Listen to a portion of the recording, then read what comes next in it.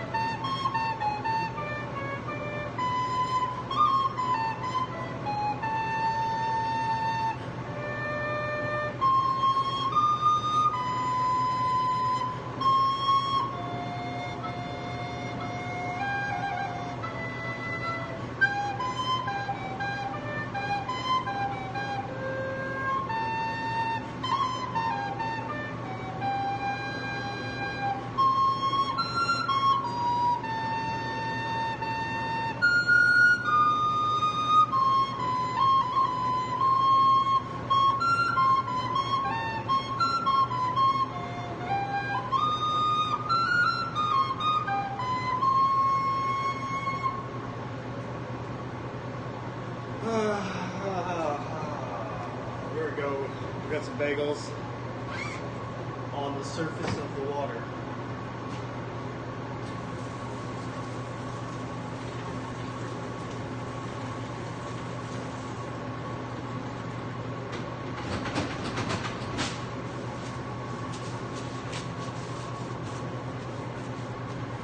Hello. Goodbye.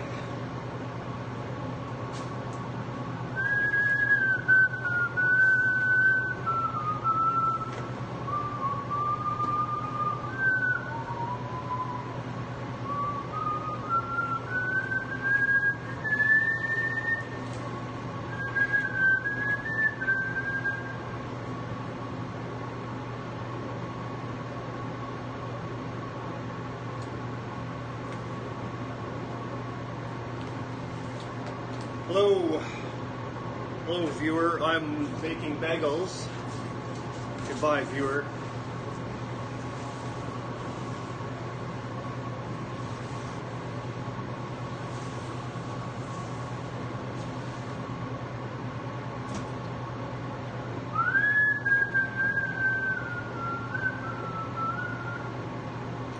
Hamlin Towns in Brunswick, my famous Hanover city. The river Wester, deep and wide, washes its wall on the southern side. A pleasanter spot you've never spied. But when begins my ditty, almost 500 years ago, to see the townsfolk suffer so from vermin was a pity. Rats, they fought the dogs and killed the cats and bit the babies in the cradles and ate the cheeses from the vats and licked the soup from the cook's own ladles, split open the kegs of salted sprats, made nests in the men's Sunday hats, and even spoiled the women's chats by drowning out their speaking with shrieking and squeaking in 50 different sharps and flats. At last, the people in a body to the town hall came flocking.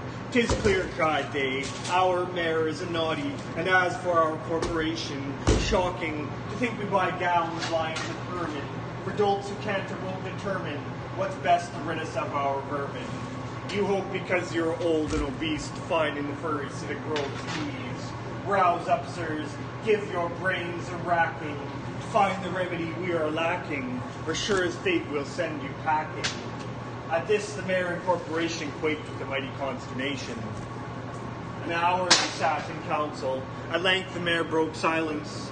For a gilder eyed my ermine gown sell. I wish I were a mile hence. It's easy to bid one rack one's brain. I'm sure my poor head aches again. I scratch it so, but all in vain. Oh, for a trap, a trap, a trap. Just as he said this, what should hap? At the chamber door but a gentle tap. "Bless us," cried the mayor, "what's that?" With the corporation as he sat, looking little through wondrous fat. Nor brighter were his eyes, nor moister than a too long opened oyster, save when at noon his paunch grew mutinous for a plate of turtle green and glutinous. Only a scraping of shoes on a mat, anything like the sound of a rat makes my heart go pit-a-pat. "Come in," cried the mayor, looking bigger, and in did come the strangest figure. His long clear coat from heel to head was half yellow and half red, and he himself was tall and thin, with sharp blue eyes each like a pin, and like loose hair and swarthy skin, nor tuft of hair on cheek nor beard on chin, but lips or smile went out and in. There was no guessing of kin or kin, and nobody could enough admire this tall man in his quaint attire. Quoth one, "It's as my great-grandsire, starting up at the trump of doom's tone, had walked this way to his painted tombstone."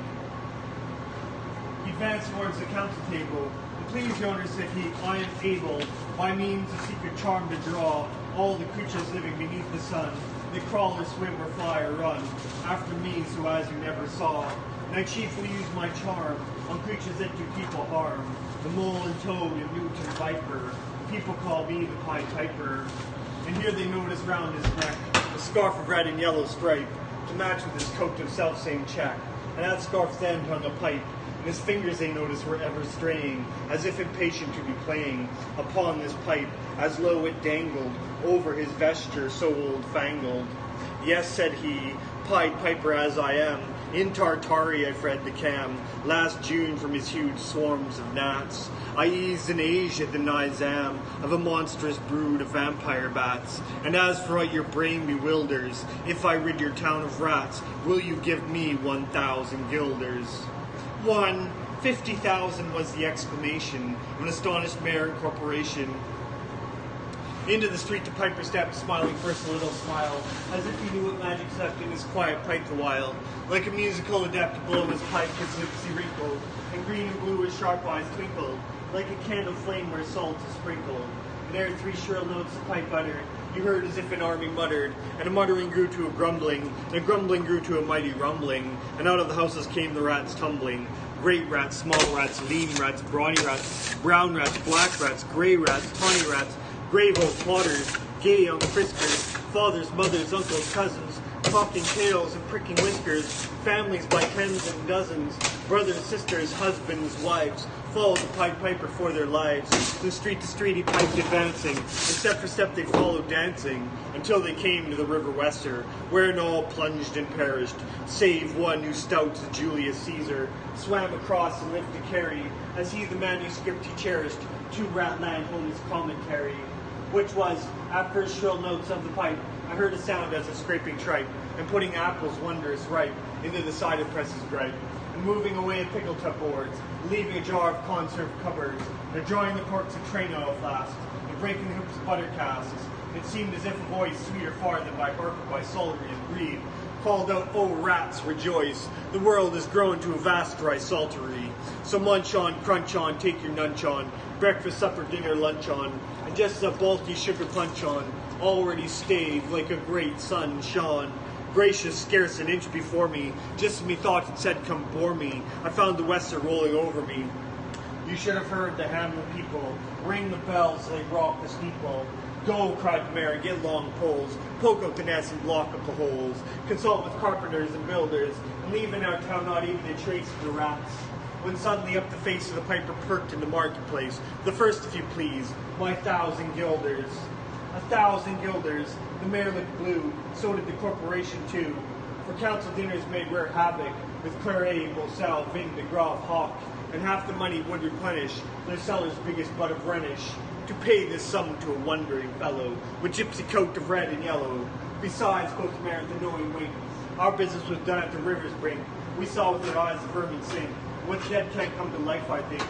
So, friend, we're not folks to shrink from our duty of giving you something to drink, and a matter of money to put in your coat. But as for the guilders, what we spoke of them, as you well know, was a joke. Besides, our losses have made us thrifty. 1,000 guilders, come, take 50. The piper's face fell and he cried, no trifling, I can't wait beside. I promise a visit by dinner time, Baghdad, and accept the prime of the head cook's pottage, all he's rich in, for having left in the caliph's kitchen, of a nest of scorpions, no survivor. With him I prove no bargain driver. With you don't think I'll bait a stiver, and folks who put me in a passion may find me pipe after another fashion. How, cried the mayor, do you think I brook being worse treated than a cook? Insulted by a rival, with idle pipe and vested highball. Threaten us, fellow, do your worst, blow your pipe there till you burst. Once more he stepped to his lips again, laid his long pipe, his smooth straight cane, and ere he blew 3 notes, such sweet soft notes as yet musicians could never gave the enraptured air. It was a rustling, it seemed like a bustling, of merry crowds justling, a pitching and hustling. Small feet were pattering, wooden shoes clattering, little hands clapping, and little tongues chattering, and like foals in the farmyard of barley is scattering. Out came the children running, all the little boys and girls, with rosy cheeks and flaxen curls, and sparkling eyes and teeth like pearls, tripping and skipping ran merrily after. The wonderful music was shouting and laughter. The mayor was dumb and the council stood, as if they're changed in a block of wood, unable to move a step or cry, to the children merrily skipping by. Could only follow with an eye that joyous crowd on the piper's back, and how the mayor was on the rack, and the wretched council's bosoms beat, as the piper turned from the high street, to where the Wester rolled its waters, roaring away their sons and daughters. How turned from south to west, and to Copperberg Hill the steps addressed, and after him the children pressed. Great was the joy in every breast. He never crossed the mighty top. He's forced to let the piping drop, and we shall see our children stop. When lo, they reached the mountainside, a wondrous portal opened wide, as if a cavern was suddenly hollowed. The piper advanced, and the children followed. And when all were in, to the very last, the door in the mountainside shut fast. Did I say all? No, one was lame, and could not dance a whole the way. And in after years, if you'd blame the sadness he was used to say, is dull in our town since my playmates left, I can't forget that I'm bereft of all the pleasant sights they see, which the piper also promised me. For he led us, he said, to a joyous land, joining the town in just at hand, where waters gushed and fruit trees grew, and flowers were forth fairer hue, and everything was strange and new. The sparrow was bred a peacock here, and our dogs outran our fellow deer.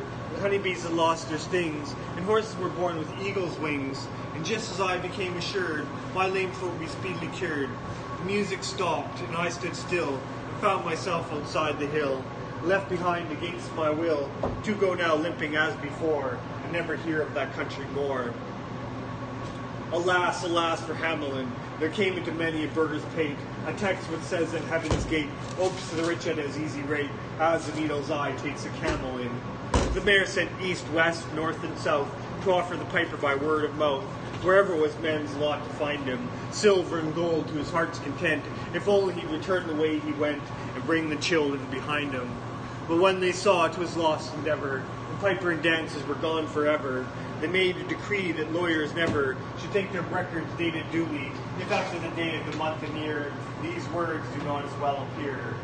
And so long after what happened here, on the 22nd of July, 1376, in the better memory to fix the place of the children's last retreat, they called it the Pied Piper Street, where anyone playing pipe or tabor was sure for his future to lose his labor, where suffered they hospital or tavern, shocked with mirth a street so solemn. And opposite the place of the cavern, they wrote the story on a column, and on great church window painted the same to make the world acquainted how their children were stolen away. And there it stands this very day.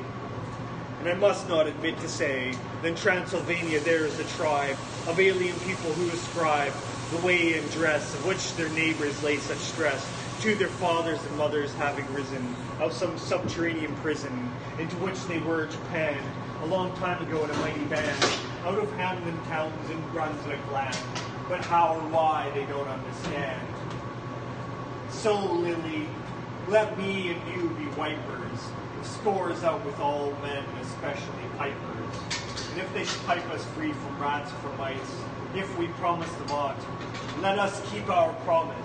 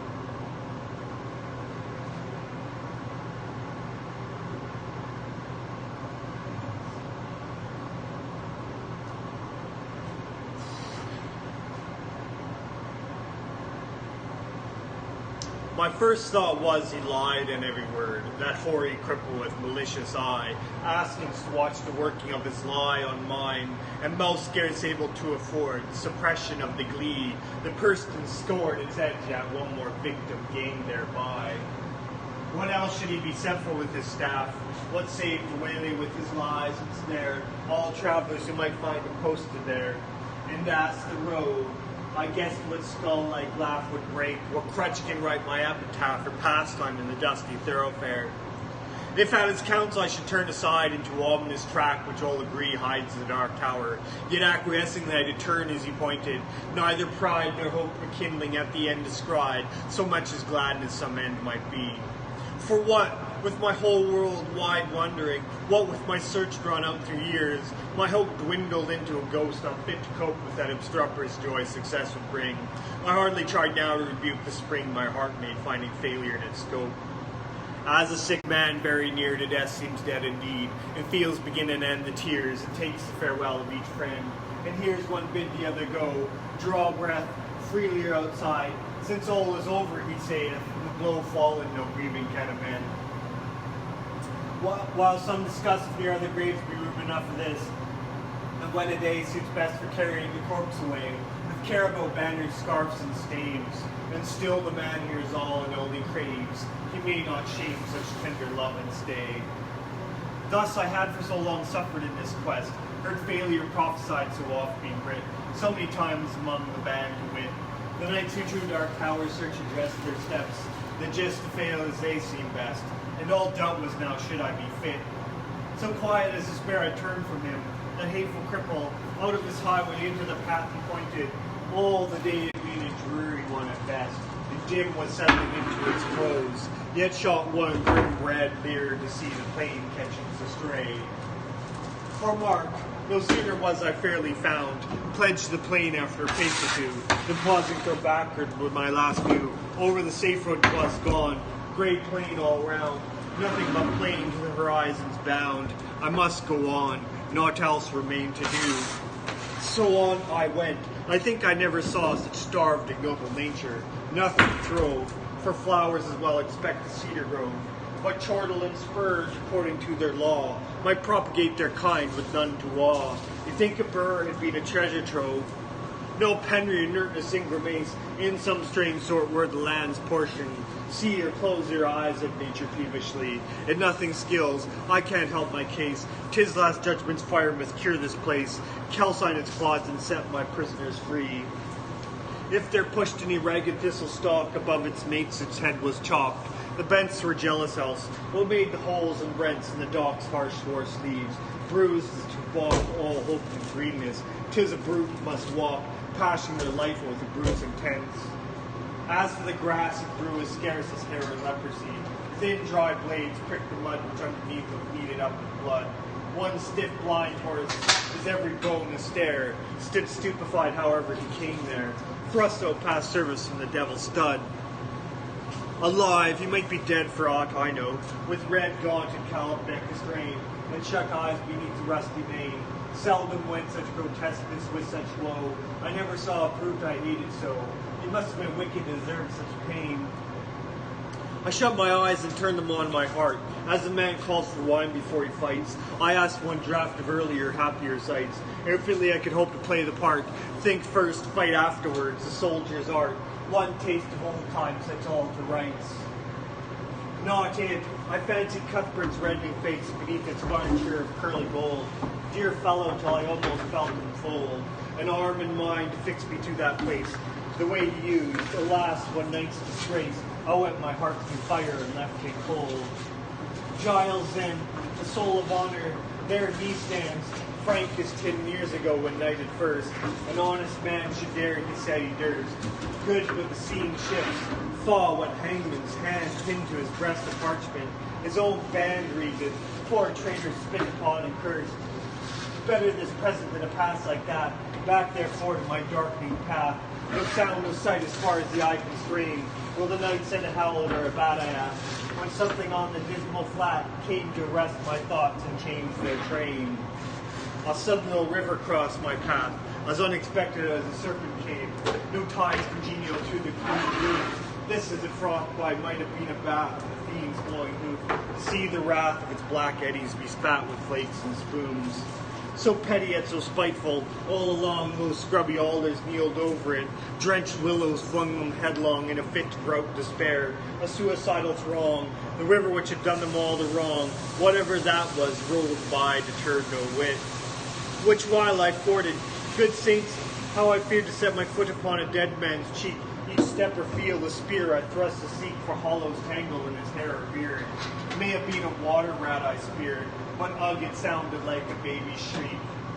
Glad was I to reach the other bank, now for a better country, vain presage. Who are the strugglers? What war did they wage?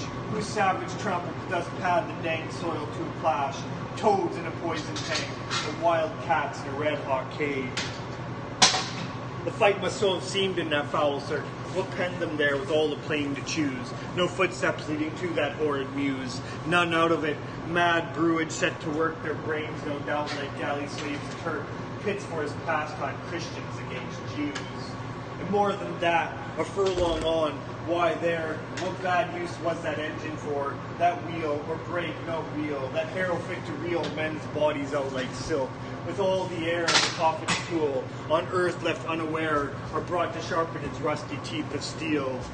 Then came some stub ground, once of wood, next to marsh it would seem, now mere earth, desperate and done with, so the fool finds mirth, makes a thing and mars it, till his mood changes, and off he goes, within a rude bog, clay and marsh, sand and stark black dirt.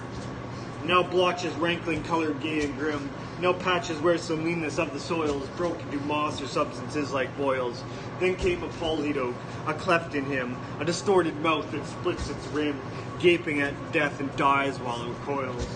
As far as ever from the end, not in the distance but even not, to point my footsteps further at the thought, great black bird, Apollyon's bosom's friend, sailed past, nor beat his wide wings dragon-penned, perchance the guide I sought. For looking up where I somehow grew, the plain had given place all round to mountains with such names to grace mere heights and peaks now stolen in view. How thus they surprised me solving you, how to get from there was no clear case. Yet half I seemed to recognize some trick of mischief to happen me. God knows when, in a bad dream perhaps, here ended then progress this way, when in the very nick of giving up one more time, came a click as when the trap sheds you're in the den. Burningly it came upon me all at once. This was the place. Those two hills crouched like two bulls locked horn in horn in fight, while to the left the tall scout mountain, Dunt, daughter, and dozing, the very nuns, after a lifetime of training for the sight. What in the midst lay but the tower itself, the round squat turret, blind as a fool's heart, built of brown stone without a counterpart in the whole world. The tempest's mocking elf points to the shipman thus the unseen shelf he strikes on only when timbers start. Not sea, because of night perhaps, why day came back for that. Behind it left a dying sunset, kindled through a cleft. The hills like two giants in the hunting lay, chin upon hand to see the game at bay, now stab and end the creature to the heft. Not here, when noise was everywhere it told, increasing like a bell, names in my ears, of lost adventurers my peers, how such was strong and such was bold, and such was fortunate yet each of old, lost one moment now the woe of years. There they stood, ranged along the hillside met, to view the last of me, a living frame, for one more picture in a sheet of flame. I saw them and knew them all, and yet, dauntless the slughorn to my lips I set and blew. Child Roland to a dark tower came.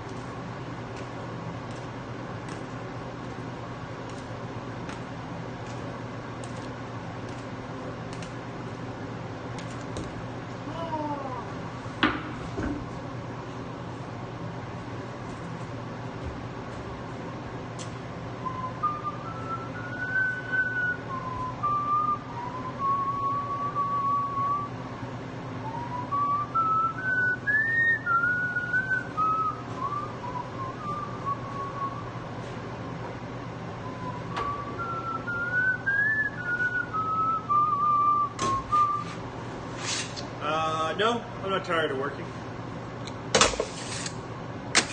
I like waking up in the morning,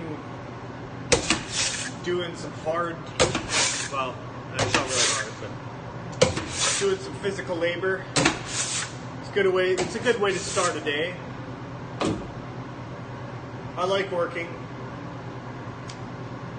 I don't know. I'm a weirdo, I guess. I mean, I just like what I'm doing, so I guess that helps.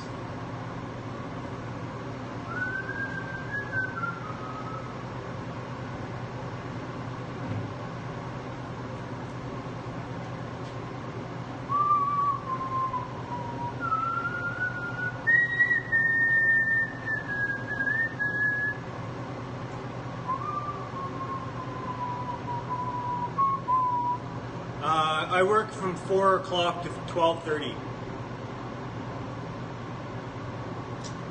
But the store is open from 7 until 7.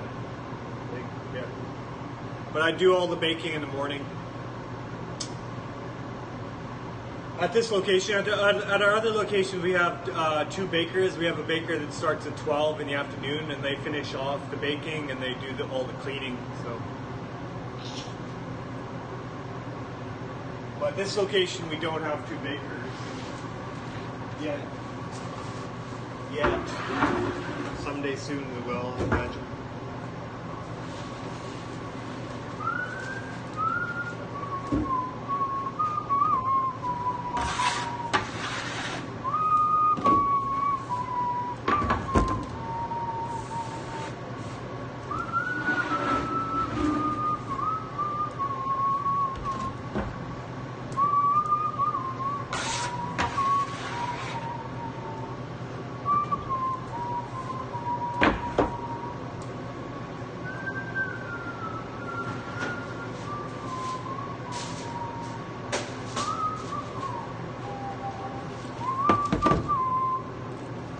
Yeah, we just bake as we need. On weekends, I bake more than I do on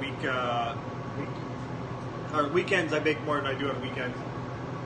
Oh no, what am I? Weekends, I bake more than I do on weekdays. Blah blah blah. Can't take this one.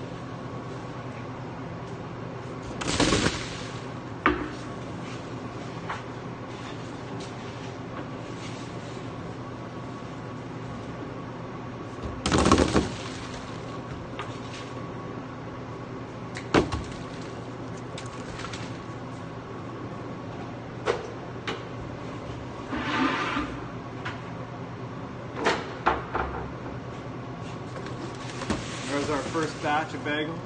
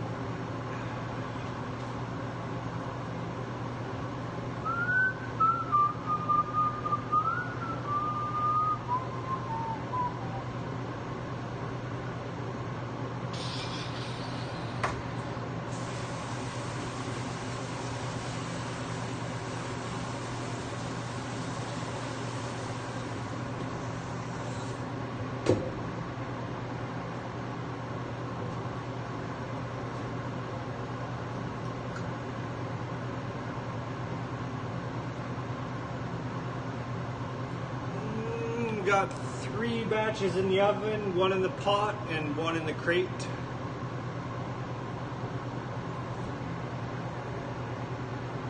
My batch of everything's almost ready.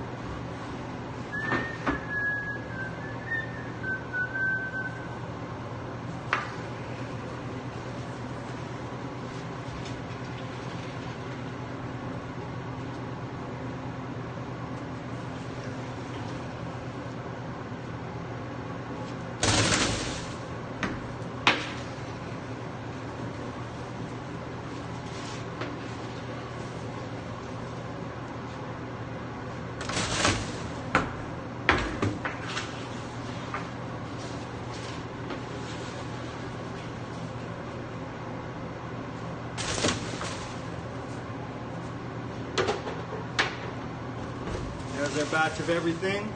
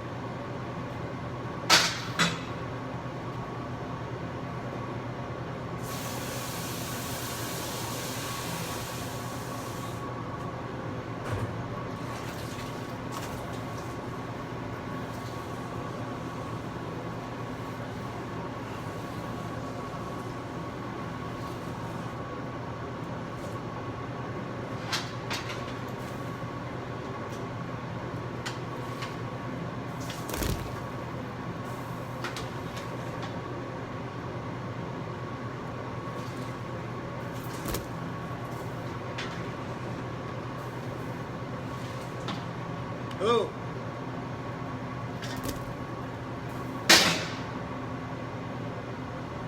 Welcome to the stream.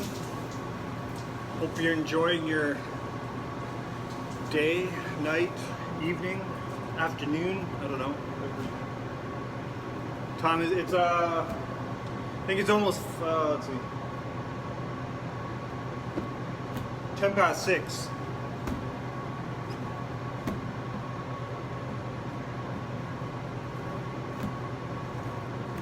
Ten past 6. Which means I'm going to shut down the stream pretty soon here. Just going to take out one more batch and I'll turn it off.